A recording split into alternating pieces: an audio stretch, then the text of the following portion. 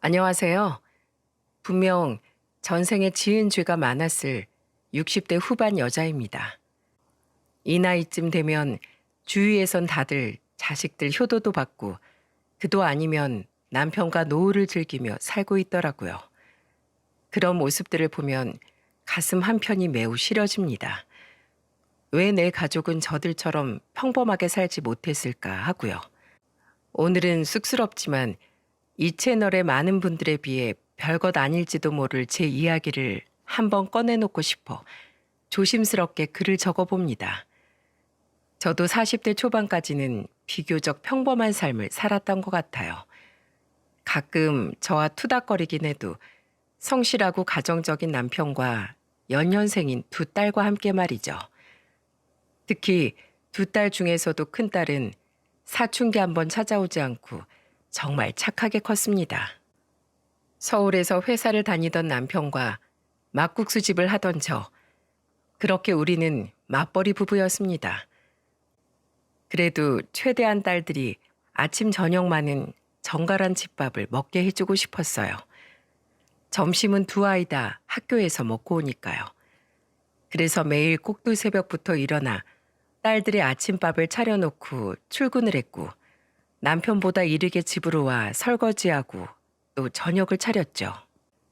그런데 큰딸이 초등학교 3학년이 된 무렵부터 집에 들어가면 항상 설거지가 되어 있는 겁니다. 저는 놀라서 큰딸에게 물었어요. 이거 선이 네가 있어? 엄마. 엄마 매일 일하느라 힘들잖아. 내가 아직 요리는 잘 몰라서 못하지만 설거지는 잘할 수 있어. 앞으로는 요리도 배워서 내가 엄마 밥도 차려줄게. 기특하면서도 안쓰러웠습니다.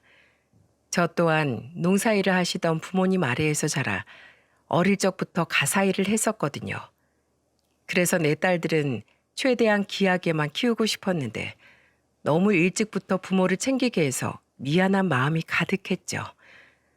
얼마 뒤부턴 둘째 딸도 제 언니를 따라 조금씩 집안일을 돕기 시작했습니다. 저는 딸들을 말리는 대신 더 열심히 일했어요. 기왕 이렇게 된 거 얼른 열심히 돈을 벌어 딸들을 부족함 없이 키워주겠다는 일념 하나로요. 열심히 한 덕분인지 식당은 제법 매출이 잘 나왔습니다. 그래서 큰딸이 고등학교에 입학했을 무렵엔 직원들까지 두고 일할 정도가 되어 시간도 전보다 여유롭게 쓸 수 있었어요. 어찌 보면 다행이었죠. 두 딸 모두 공부를 꽤나 잘했기에 수능이 얼마 남지 않은 고등학교 시절엔 제가 집에서 꼭 뒷바라지를 해주고 싶었거든요. 특히 큰딸은 착하기만 한 게 아니라 아주 소문난 모범생이라 매번 전교석차 5등 밖으로는 벗어난 적이 없을 정도였으니까요. 하지만 딸들의 뒷바라지를 잘하겠다는 제 포부는 1년도 되지 않아 와르르 무너졌습니다. 회사에서 퇴근을 하던 남편이 퇴근길 버스에서 그만 쓰러지고 만 거예요. 저는 가게는 직원들에게 맡기고 남편을 간호하기 시작했습니다. 남편은 혼자 움직일 수도 제대로 말을 할 수도 없었어요. 한 번은 남편을 휠체어에 태운 채 병원 샤워실에서 목욕을 시키는데 남편이 그 자리에서 대변을 보는 바람에 한바탕 곤혹을 치른 적도 있었죠. 어떻게든 뒷수습을 하려 했지만 결국 병원 간호사들과 미화원이 달려와 저는 엉엉 울며 사과를 해야 했습니다.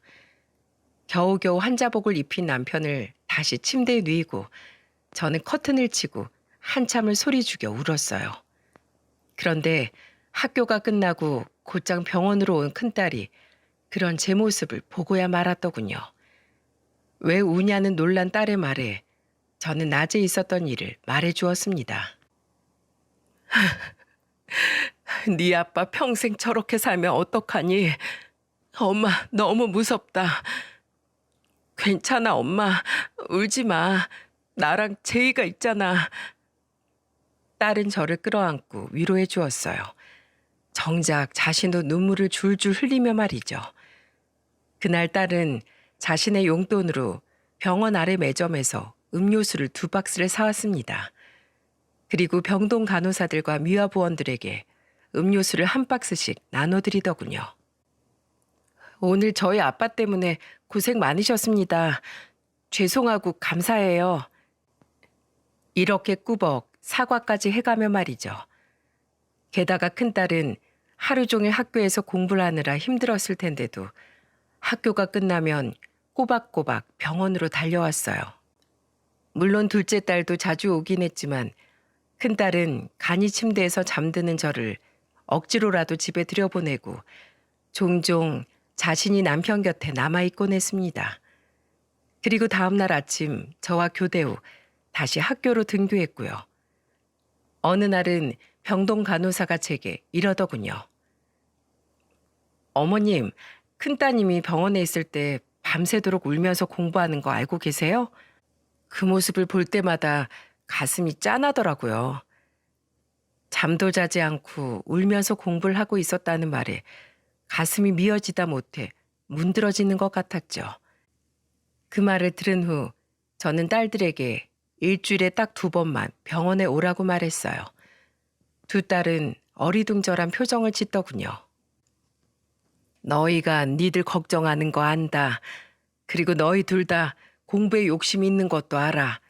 선이야, 제이야, 만약 이 중요한 시기에 너희가 부모 때문에 공부를 못해서 앞으로 인생에 대한 방향이 틀어지게 되면 나중에 이 부모의 마음이 어떻겠니? 평생 죄스러워서 너희 앞에 얼굴을 들 수도 없을 거다. 그러니 우리 인생을 멀리 보자꾸나. 우선은 공부를 해. 그래서 너희가 원하는 대로 좋은 대학에 가는 것이 결국 우리를 위한 일이야. 엄마가 이렇게 부탁한다. 제 말을 들은 딸들은 엉엉 울었습니다. 특히 큰딸은 도대체 뭐가 그렇게 죄스러운지 제게 연신 미안하다는 말을 했어요. 그리고 남편은 결국 큰딸이 대학에 들어가는 것조차 보지 못하고 투병 6개월 만에 세상을 떠나고 말았습니다. 이미 마음의 준비는 항상 하고 있었지만 아직까지 딱 하나 한으로 남아있는 게 있다면 그건 남편의 정신이 온전할 적에 한 번도 고맙다는 말을 하지 못했던 거예요. 저는 남편을 마지막으로 보내던 화장터에서 진심을 담아 남편에게 작별 인사를 건넸죠. 미안해요, 여보. 이렇게 당신과 일찍 헤어질 줄 알았다면 내 미리 당신에게 나와 결혼해줘서 그리고 항상 좋은 가장이 되어줘서 고맙다고 내 마음을 전했을 텐데요. 애들 걱정은 마요.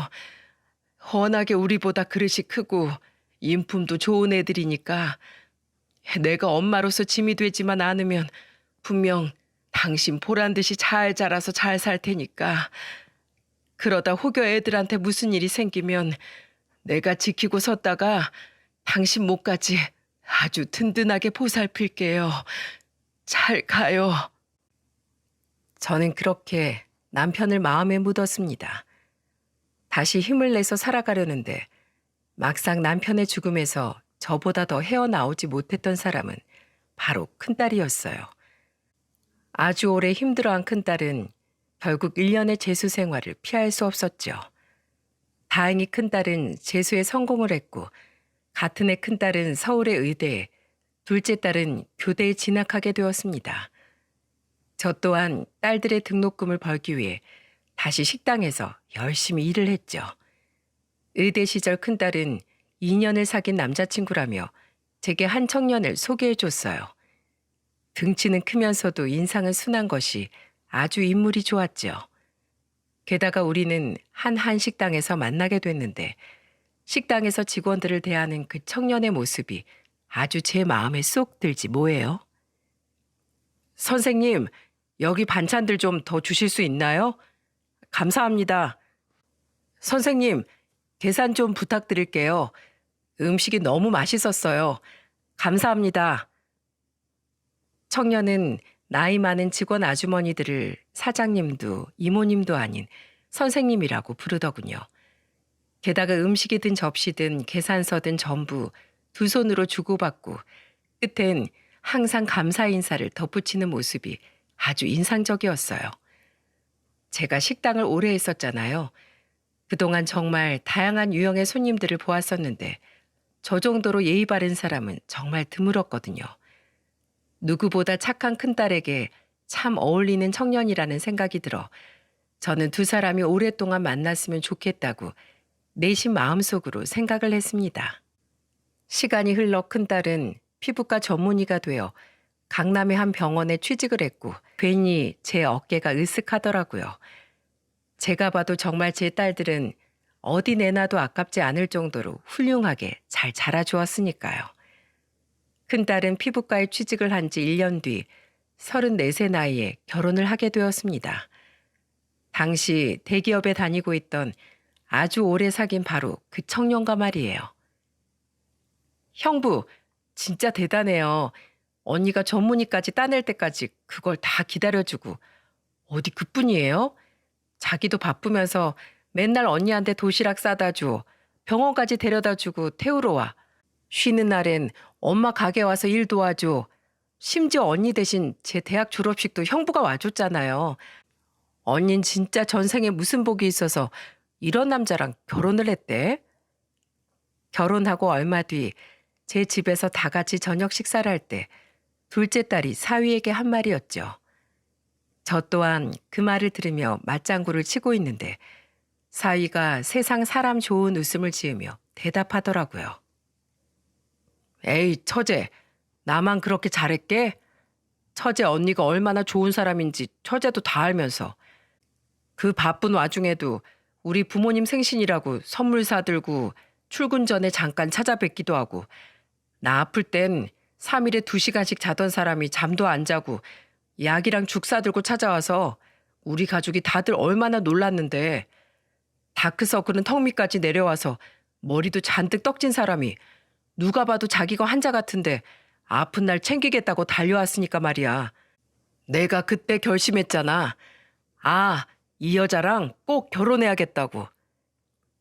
장난으로라도 서로를 까내리거나 자신을 높이지 않고 큰딸과 사위는 서로를 존중하며 사이좋게 살아갔습니다. 그런 와중에 양가에도 어찌나 친자식처럼 자라던지 저는 정말로 아들이 한 명 더 생긴 것 같아 너무도 기뻤죠. 넉넉하진 못해도 어렵진 않던 저희 집과는 다르게 사돈댁의 사정은 꽤 어려웠던 것 같습니다.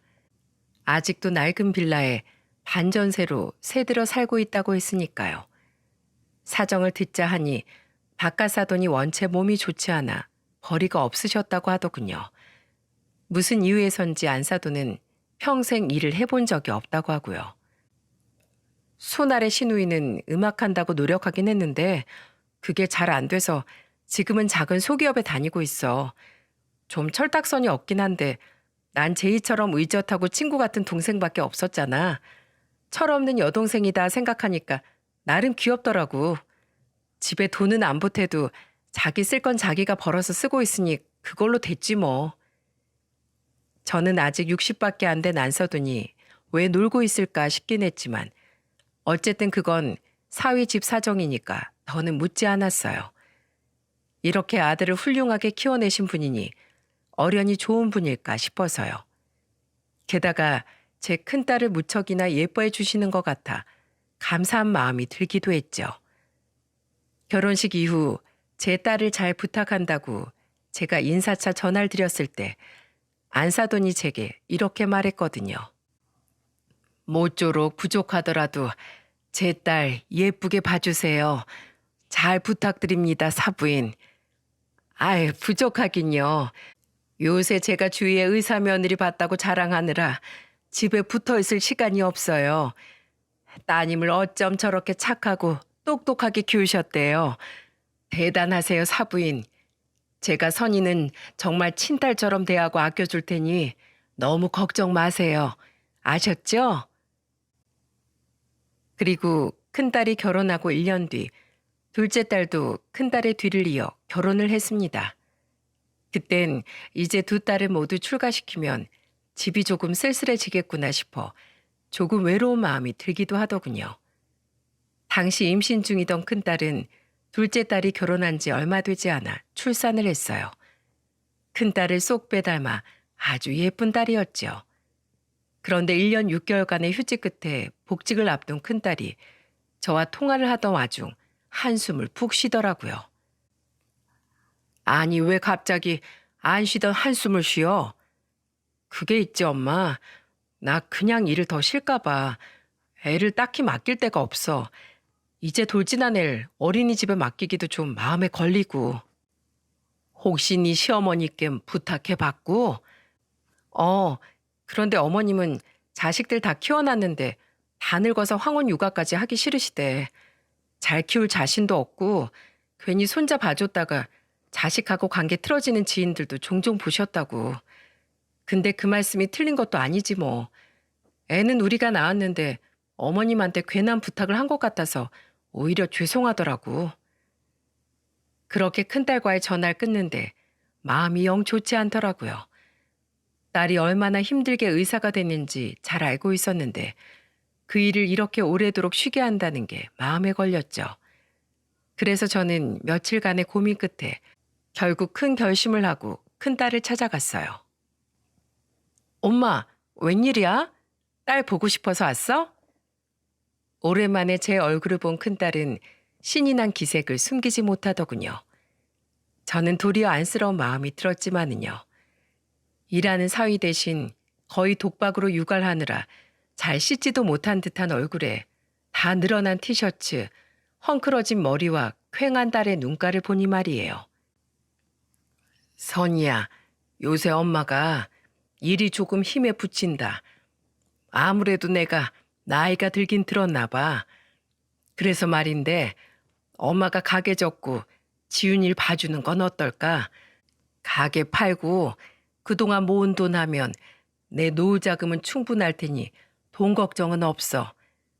게다가 평생 일을 하던 내가 갑자기 집에서 아무것도 안 하고 틀어박혀 있으면 너무 무료할 것 아니냐?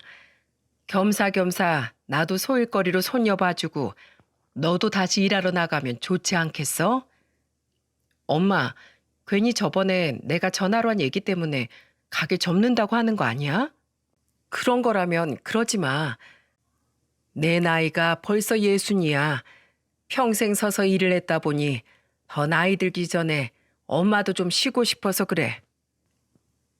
큰딸은 제 말을 믿지 못하겠다는 표정이었지만 거듭된 제 설득 끝에 결국 못 이기는 척 제 제안을 받아들였어요. 그리고 한사코 됐다는 제 거절에도 큰딸과 큰사위는 기어코 제게 매월 돈 100만 원을 지어주더군요. 그것도 200만 원을 주겠다는 걸 제가 이럴 거면 한 푼도 받지 않겠다고 바락바락 우겨 겨우 100만 원으로 깎은 거예요. 그렇게 큰딸과 사위는 평일 아침 출근길에 손녀를 저희 집에 맡기고 퇴근하면 저희 집으로 다시 와 제가 아이를 돌보는 동안 저녁상을 차린 후 다 같이 식사를 마친 후에야 손녀를 데리고 도로 집으로 돌아갔습니다. 그냥 평일엔 손녀를 내 집에 두고 주말에만 찾아가라고 해도 큰딸과 큰사위는 저 힘들어서 안 된다며 고집을 부렸죠. 그렇게 손녀를 봐주던 어느 날 제가 살던 아파트의 윗집에서 누수가 일어나 저희 집 천장까지 물이 스며든 일이 생겼어요. 그래서 저는 누수공사 소음을 피해 손녀를 데리고 큰딸의 집에 이틀간 머무르게 되었죠. 그때 거실에서 손녀의 기저귀를 갈아주는데 갑자기 큰딸 집 현관문이 열리는 소리가 들리더라고요. 큰딸이나 사위가 무슨 볼일이 있어 집에 잠깐 들렀나 싶어 쳐다보는데 웬걸? 생각지도 못한 사람이 집으로 들어오는 게 아니겠어요? 안녕하세요. 그 사람은 바로 큰 사위의 여동생인 사돈 처녀였어요. 당황했어요. 사돈 처녀가 온다는 말은 전혀 전해 듣질 못했거든요. 그리고 당황한 건 사돈 처녀 또한 마찬가지인 것 같았어요. 그 말인즉 사돈 처녀가 큰딸과 큰사위에게 아무런 언질도 없이 멋대로 이 집에 왔다는 거 아니겠습니까? 저는 떨떠름한 표정을 애써 숨기며 사돈 처녀에게 어쩐 일이냐고 물었어요. 그런데 사돈 처녀는 무슨 죄를 짓다 들킨 사람처럼 우물쭈물하며 제대로 이야기를 하지 못하더군요. 좀 가지러 왔어요. 잠시만 방에 들어갔다가 금방 나갈게요. 그리고 사돈 처녀는 안방에 가서 뭔가를 뒤적거리더니 제게 인사를 하는 둥 마는 둥 하고 황급히 집을 나가더군요. 저는 그날 저녁을 먹으며 큰딸 부부에게 낮에 있던 일을 말해 주었어요. 그러자 이야기를 들은 큰사위의 표정이 급속도로 굳어지지 뭐예요? 윤미케, 아직도 당신 옷하고 가방 훔치고 다녀? 당신 알고 있었어? 어, 차라리 나한테 전화해서 말하면 미리 꺼내놓겠다고 말을 하는데도 아가씨 고집이 장난이 아니네. 그날 자기가 직접 눈으로 보고 마음에 드는 코디를 해야 한다나 뭐라나. 걔는 돈 버는 족족 죄다 쇼핑만 해대면서 자기 건 두고 뭐 하는 건지. 내가 미안해 여보. 장모님 놀라시게 해서 죄송해요. 제 여동생이 좀 철이 없어요. 그나저나 저번에 집 비밀번호 바꿨는데 어떻게 알고 또 멋대로 들어온 거야? 그게 저번에 어머님이 우리 엄마가 해준 김치가 맛있었다고 가지러 오신다면서 갑자기 연락을 주셨거든. 그래서 하는 수 없이 그때 알려드렸지. 아마 그때 어머님이 아가씨한테 알려주신 것 같네. 큰 사위는 곤란한 표정으로 한숨을 푹 쉬었고 큰딸은 딸대로 또 난처한 웃음을 짓더군요. 두 사람의 대화를 들어보니 사돈 처녀가 저러는 게 한두 번이 아니었던 것 같더라고요. 사돈 처녀의 의외의 모습에 저는 혹시 제가 모르는 사돈댁의 사정이 또 있을까 싶어 나중에 큰딸에게 넌지시 물어보았습니다. 큰딸은 제게 이야기하길 망설이다가 정말 뭔가 사정이 있구나 싶어 제가 계속 채근하니 그제야 사돈댁에 관한 이야기를 털어놓더군요. 알고 보니 시댁이 가난했던 건 팔할이 안사돈의 탓이더라고요. 가난한 집안 사정에도 안사돈은 집안의 가전들도 꼭 남들이 다 산다며 제일 크고 좋은 것들로 들여놔야 성에 찼고 남들이 가봤다는 여행지, 남들이 다닌다는 맛집 등 남들이 한다 하는 것들 중 좋은 건 무조건 본인도 해야 직성이 풀리는 사람이었다고 하네요. 사돈 처녀는 그런 자기 엄마의 성정을 꼭 빼닮았고요. 그런데 결혼 전 벌이라곤 큰 사위의 벌이밖에 없었으니 그 많은 돈이 다 충당이 되었겠습니까? 결혼해서 보니 가계 자금으로 인한 빚이 4천만 원이나 있었다고 하더군요. 더군다나 그 빚이 안사돈이 멋대로 은행에서 빌려다가 쓴 돈이라 큰 사위조차 빚의 존재를 몰랐었다고 하더군요. 애아빠가 나한테 얼마나 미안해했는지 몰라. 근데 어디 그게 그 사람 잘못인가? 남편이 집에 가져다 주는 돈이 적어지니까 당장 어머님은 매달 대출금 못 갚으면 자기 신용불량자 된다고 난리시기에 결국 우선 우리가 대출받아서 그 빚 다 갚아드렸어. 우리 둘 벌이 합치면 그 정도야 금방 갚으니까. 그리고 지금은 매달 월세랑 휴대폰비 공과금 내드리고 용돈도 150만 원씩 드리고 있어. 뭐? 너희 애도 키우는데 너무 많은 돈이 나가고 있는 거 아니니? 그래도 어머님이 아프신 아버님 보살피면서 자식들 둘이나 키우느라 얼마나 힘드셨겠어. 내 남편 이렇게 착하고 훌륭하게 키워주셔서 감사드린다는 마음으로 그냥 드리고 있어. 그러니까 엄마도 아무 소리 마. 알았지? 한숨이 나오더군요. 마냥 내 딸을 사돈댁에서 예뻐해 준다고 좋아할 일이 아니었던 거죠. 하지만 어쩌겠습니까? 이미 큰딸은 결혼을 했고 사돈댁과도 가족이 됐는걸요. 게다가 한편으로 착한 큰사위가 안쓰럽기도 했기에 저는 큰딸 부부가 어련히 알아서 하겠거니 하고 애써 사돈댁 관련 일엔 신경을 쓰지 않았습니다. 대신 저는 큰딸 부부가 제게 주던 100만 원을 더 이상 받지 않겠다고 선언했어요. 그리고 계속 돈을 주려는 큰사위에게 저는 이렇게 말했어요. 지금 나는 사정이 넉넉해서 괜찮어. 정 주고 싶으면 아주 나중에 내가 나이가 먹거나 정말 도움이 필요할 때 그때 도와주게. 알았지? 자네도 나도 지금 일을 꼭 잊지 않고 있으면 되지 않나? 물론 돌려받을 생각이 없었지만 그래도 제가 이렇게까지 말하니 큰 사위도 울상을 지으며 포기를 하더군요. 시간은 빠르게 흘렀고 어느새 갓난아이던 손녀는 7살이 되었습니다. 하도 저와 붙어서 크던 터라 소녀는 제게 등딱지처럼 붙어 다녔어요. 심지어는 주말까지도 외할머니와 떨어지지 않겠다는 손녀 탓에 큰딸 부부는 주말을 저희 집에서 보낼 때도 있었고 아니면 제가 큰딸 부부 집에 가서 시간을 보낼 때도 있었죠. 그리고 제 인생에 가장 큰 불행이 닥친 어느 주말도 저는 손녀와 놀러온 둘째 딸과 함께 저희 집에서 점심 식사를 하고 있었어요. 언닌 설악산에 갔다고? 그래, 네 언니랑 형부 유일한 취미가 등산 아니냐?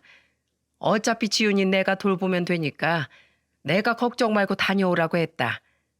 원래 같았으면 네 형부도 같이 갔었을 텐데 하필 네 형부가 토요일인 오늘도 회사에 출근해야 하는 바람에 네 언니만 동호회 사람들하고 가게 됐지 뭐니.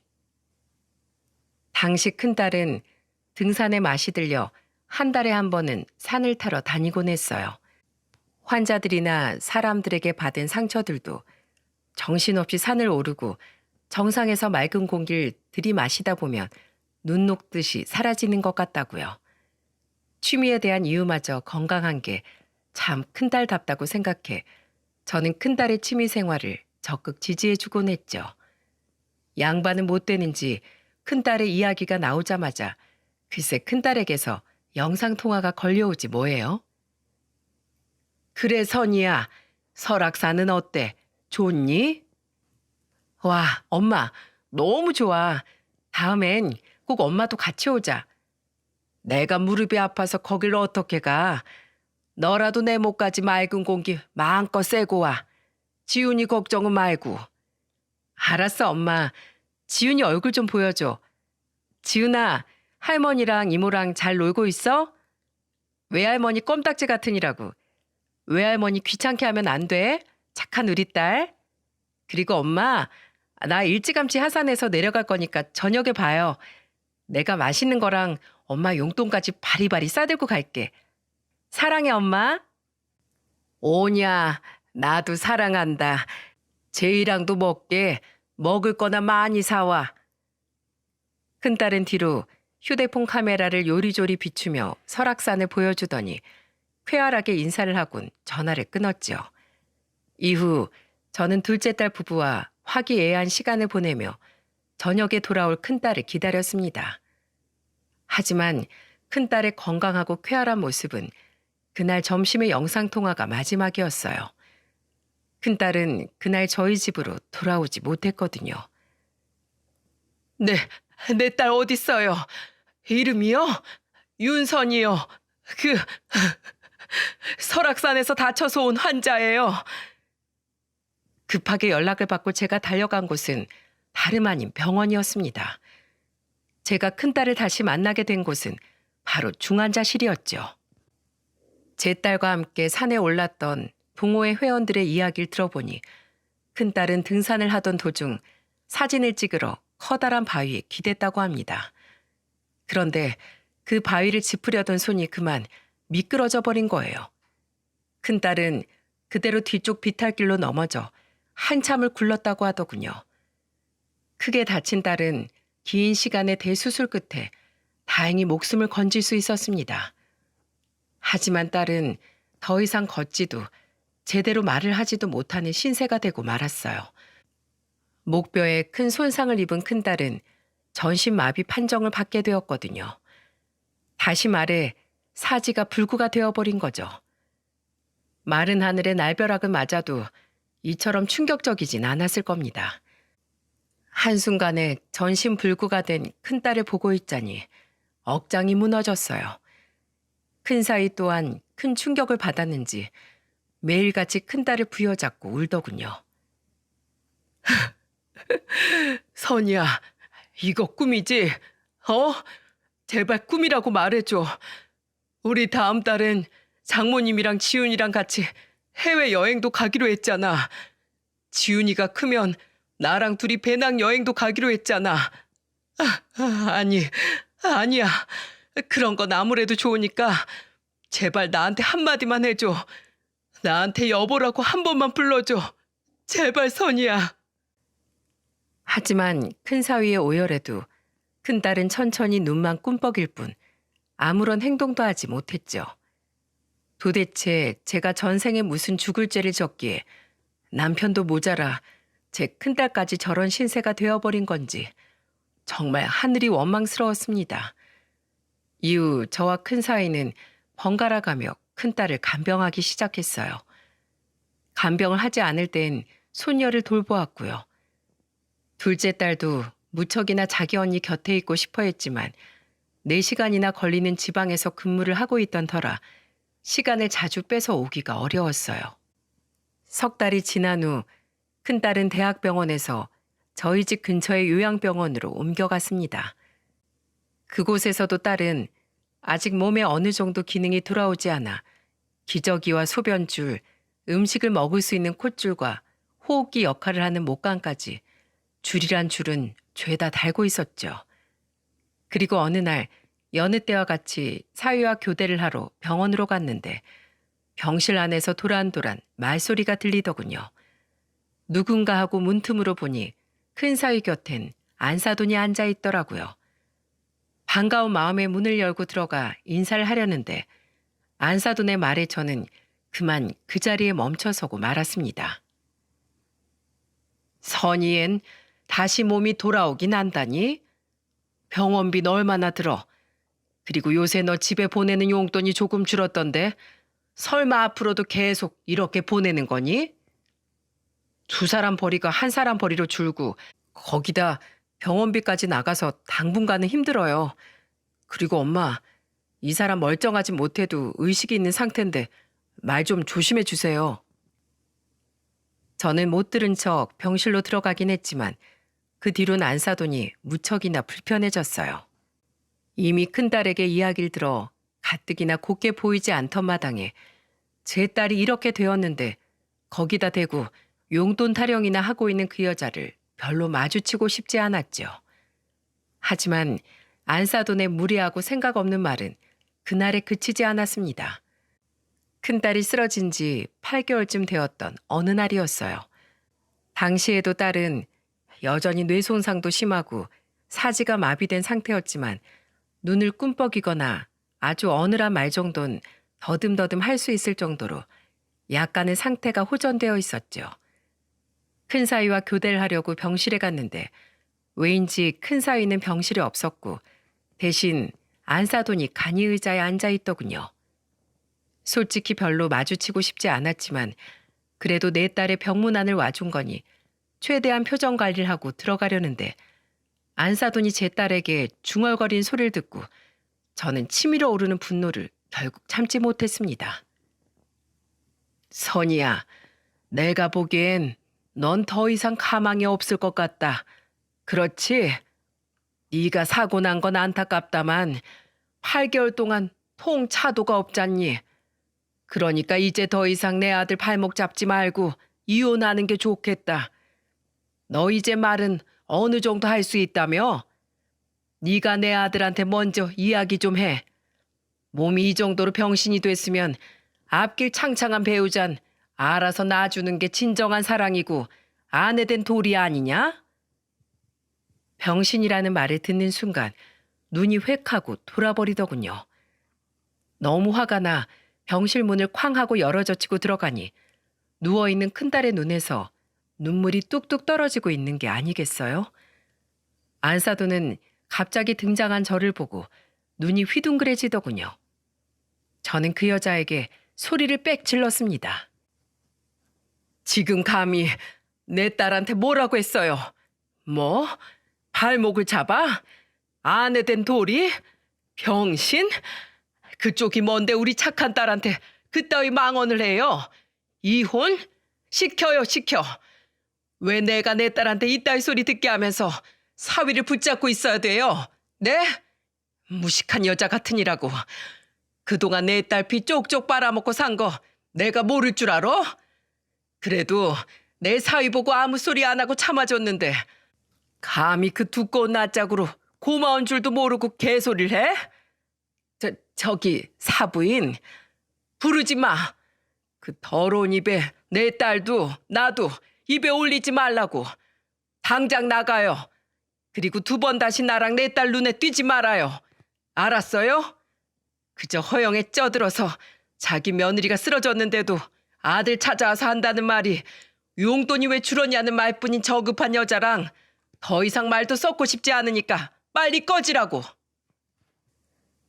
저는 병실 밖으로 안사돈을 떠밀었고 안사돈은 맥없이 바닥으로 나동그라졌어요. 바닥에 손을 짚고 넘어진 그 여자는 황당한 표정으로 저를 올려다봤죠. 지금 저 쳤어요? 이거 고속감이에요. 알아요? 어이가 없어서 치긴요. 몸이 약한 그쪽 잘못이지. 등 한 번 떠민 것 가지고 넘어지는 사람이 어디 있어? 가요 가. 신고하든 말든 알아서 하고 썩 꺼지라고. 너무 화가 나서 온몸이 부들부들 떨리더군요. 병실 문을 닫고 들어온 저는 불쌍한 큰딸을 안고 분통이 터져 엉엉 울었어요. 미안해 선이야. 엄마가 네 곁을 비워서 괜히 이런 소리를 듣게 했다. 정말 미안해 우리 딸. 30분쯤 지났을까요? 큰사위는 잠시 회사일 때문에 나갔다 왔다며 병실로 들어왔습니다. 저는 그런 큰사위를 대기실로 불러냈어요. 제 딸이 듣지 못하도록 말이죠. 그리고 제게 조금 전 있었던 이야기를 전부 들은 큰사위는 화가 난 표정을 감추지 못하더군요. 당장 자기 엄마에게 달려가 따지겠다는 사위를 앉히고 저는 이렇게 말했습니다. 김서방, 아깐 내가 너무 화가 나서 그랬다만 자네 모친이 전부 틀린 소리를 한 건 아닌 것 같네. 내 그동안은 아픈 내 딸한테만 정신이 팔려서 미처 자네 생각을 못했어. 자네 모친 말대로 자네 아직 젊고 앞길도 창창하지 않나. 그러니 우리 선이는 나한테 맡기고 자네도 자네 인생을 찾아가는 건 어떻겠어? 난 자네가 우리 선이와 이혼한다고 해도 아무런 원망도 서운함도 느끼지도 않을 거야. 8개월 동안 자네도 할 만큼 한 거 내가 누구보다 잘 알고 있자는가. 그게 무슨 소리세요, 장모님? 그렇게 말씀하시면 오히려 제가 너무 서운해요. 제가 선이랑 몇 살 때부터 만나왔는지 아시잖아요. 선이가 저 없으면 안 되는 게 아니라 제가 선이 없으면 안 돼요. 그러니까 제발 그런 말씀 마세요. 부탁드려요. 떨리는 가슴을 부여잡고 용기 내서 한 말이건만 제 말에 단호히 대답하는 큰사위에게 얼마나 미안하고 고마웠는지 모릅니다. 큰사위는 제 손을 잡고 정말 죄송하다며 두 번 다시 안사돈을 찾아오지 못하게 하겠다고 말했어요. 하지만 2달이 채 지나지 않아 안사돈은 저와 큰사위가 자리에 없는 틈을 타 또다시 큰딸을 찾아왔더군요. 저를 보자마자 병실에서 황급히 자리를 뜨는 안사돈을 보고 놀란 제가 큰딸을 향해 다가가니 큰딸의 얼굴은 다시 눈물로 젖어 있었어요. 이를 꽉 깨물고 안사돈의 뒤를 재빠르게 쫓아가 봤지만 어찌나 빠르게 도망을 쳤던지 이미 안사돈은 코빼기도 보이지 않고 사라졌더군요. 저는 다시 병실로 돌아가 큰딸의 눈물을 닦아주었어요. 뒤이어 들어온 큰사위 또한 큰딸의 눈물을 보고 깜짝 놀라 다가왔죠. 선이야, 저 여자가 또 와서 뭐라고 했어? 엄마 속상하게 왜 또 울고 있어? 울지 마 우리 딸. 엄마, 나 저 사람 너무 싫어. 오지 말라고 해. 싫어.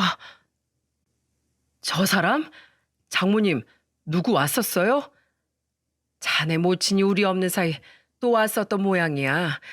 선이한테 뭐라고 말하다가 내가 들어오니까 꽁지가 빠져라 도망을 가더라고. 자네 2번 다시 자네 모친이 여기 못 오게 한다고 하지 않았나? 큰사위는 제 말에 기함을 하더니 이내 눈물을 뚝뚝 흘리는 큰딸의 손을 잡고 고개를 푹 숙이며 이렇게 말하더군요. 미안해 여보. 정말 내가 다시는 우리 엄마 못 오게 할게. 그리고 큰 사위는 그 자리에서 안사돈에게 전화를 걸었습니다. 나가서 받으라고 할까 싶었지만 이번엔 저도 큰 사위가 안사돈을 정말로 못 오게 단돌이 치는 게 맞는지 들어보자 싶어 저는 잠자코 있었어요. 큰 사위는 잔뜩 화가 난 목소리로 휴대폰 너머 안사돈과 언성을 높이며 싸우더군요. 엄마, 내가 여기 이제 찾아오지 말라고 했지? 엄마 여기 오는 이유 내가 모를 줄 알아? 엄마 용돈 더 보내달라고 시위하는 거잖아. 선이랑 이혼하고 선이한테 들어가는 병원비 엄마한테 대신 달라고. 엄마, 선이가 9년 동안 엄마한테 어떻게 했는데 엄마 사치 부리느라 집에 들어가던 돈 선인 이런 방구도 없이 내 부모니까 키워주셔서 감사하다는 마음으로 드려야 한다면서 다 챙겨줬어.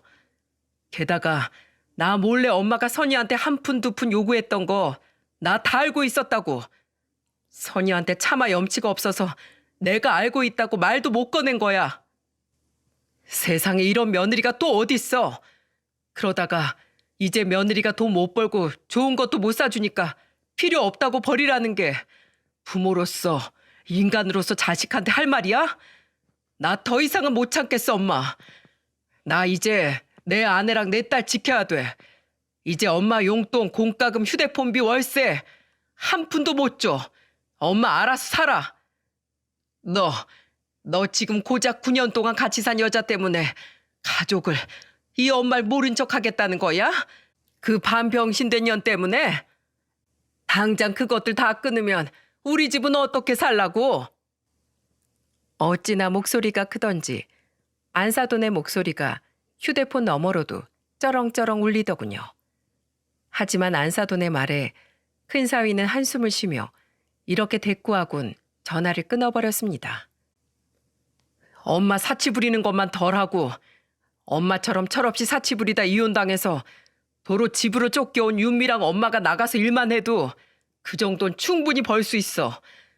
나 집에 정말 갖다 바칠 만큼 충분히 바쳤다고 생각해. 더 이상은 나한테 뭔가 바라지도 마.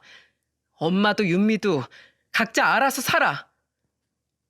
이후 발등에 불이 떨어진 안사돈과 사돈처녀는 또다시 병원으로 쫓아왔지만 회사에 휴가까지 쓰고 하루 24시간 동안 큰딸의 곁에 붙어있던 큰사위 덕에 별탈 없이 일이 마무리될 수 있었습니다. 큰사위가 병원에 양해를 구하고 경찰까지 불러 그 둘을 쫓아냈거든요. 그 뒤로 두 사람은 병원에서 창피를 당한 기억 때문인지 더 이상 병원으로 찾아오지 못하더군요. 그리고 한 달 뒤 상태가 조금이나마 더 호전이 된 딸은 드디어 호흡을 돕던 목관과 소변줄을 떼어낼 수 있었어요. 그리고 그날 큰 사위는 저와 상의하에 큰딸의 퇴원을 결정했죠. 지금은 잠잠해도 또 언제 저희 엄마가 병원에 쳐들어올지도 모르고 평생 이 사람을 병원에 두기도 너무 미안해요. 선이가 너무 답답해하는 것 같아서요. 저 일 그만뒀어요, 장모님. 이제 이 사람 제가 집으로 데려가서 가정 간병하면서 잘 돌볼게요. 그러니까 장모님도 이제 좀 쉬세요. 자신의 모든 걸 내려놓고 아픈 아내만을 위해 산다는 게 참 쉽지 않은 결정이었을 걸 알기에 큰 사위의 그 말이 너무도 고마웠습니다. 그리고 그럴 필요까지 없다는 제 만류에도 우리 딸이 태어나는 그날 큰 사위는 기어코 자기 집과의 인연마저 끊어버렸어요. 저한테 미안해하실 필요 없어요, 장모님.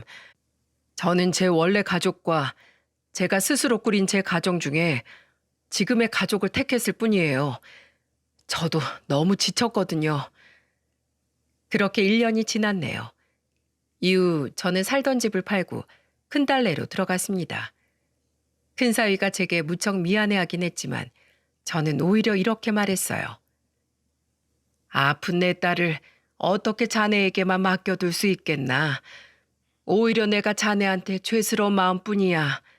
그래도 어차피 고생길인 거 그 길 함께 가세. 지훈이도 어차피 돌봐줄 사람이 필요할 거 아니야. 지금 저와 큰 사위는 번갈아 가며 제 딸과 초등학생이 된 손녀를 돌보고 있습니다. 큰 사위는 제 딸에게 참 정성스럽답니다. 욕창이 생기지 않게 주기적으로 방을 환기시키고 큰딸의 몸을 뒤집어 주는 건 예사였고 기저귀 갈기에 목욕, 그리고 큰딸을 휠체어에 태워 정해진 시간마다 산책을 나가는 등 아주 간병엔 베테랑이 되어버렸다니까요. 심지어 제 엄마를 닮아 너무도 착하게 큰 우리 손녀도 학교에서 돌아오면 제일 먼저 하는 일이 큰딸 볼에 뽀뽀를 하는 일일 정도로 아픈 제 큰딸은 가족들에게 사랑을 듬뿍 받고 있습니다. 그리고 얼마 전 큰딸은 드디어 콧줄을 떼고 부드럽게 갈린 죽이나마 조금씩 스스로 먹을 수 있게 되었어요. 큰 사위가 떠먹여준 죽을 힘겹게나마 목구멍으로 넘기는 큰딸을 보며 감사한 마음에 정말 얼마나 울었는지 모릅니다. 큰 사위는 안사돈과 사돈처녀의 연락은 일절 받지 않았지만 그래도 바깥사돈과는 가끔씩 연락을 주고받고 있어요. 작년에 큰딸이 태어나고 얼마 되지 않아 바깥사돈은 제게 따로 연락을 해 너무 죄송하고 면목 없다는 말만 반복했죠. 바깥사돈은 몇 번 큰딸의 병문안도 왔었습니다. 올 때마다 제 딸 곁에 앉아 1시간씩 무언가 이야기를 하시기에 들여다봤더니 바깥사돈은 제 딸에게 미리 챙겨온 책을 읽어주기도 하고 세상 돌아가는 이야기도 해주시더라고요. 그 모습에 너무 감사해 돌아가시는 길에 반찬이라도 싸드리려고 했지만 그동안 며느리에게 받았던 걸 갚는 것뿐이라며 바깥사돈은 한사코 제 호의를 거절하셨습니다. 자신은 며느리에게 한없이 죄인이라면서요. 그리고 바깥사돈에게 듣기로는 안사돈과 사돈처녀는 지금 하는 수 없이 각각 식당 일과 카페 아르바이트를 하고 있다고 하네요. 더 이상 돈을 대줄 장남이 사라졌으니까요. 매일같이 고대다고 집에 오면 알아눕는다는데 저는 하나도 안타깝지 않았습니다. 사람으로 태어나 자기가 쓸 돈은 사지 멀쩡한 이상 알아서 벌어야 하는 게 인간된 도리 아니겠습니까? 그렇게 사위와 손녀와 함께 힘겨움을 이겨내며 살아가고 있지만 사실 저는 마음 한편으론 언제든 큰 사위를 떠나보낼 준비를 하고 있습니다.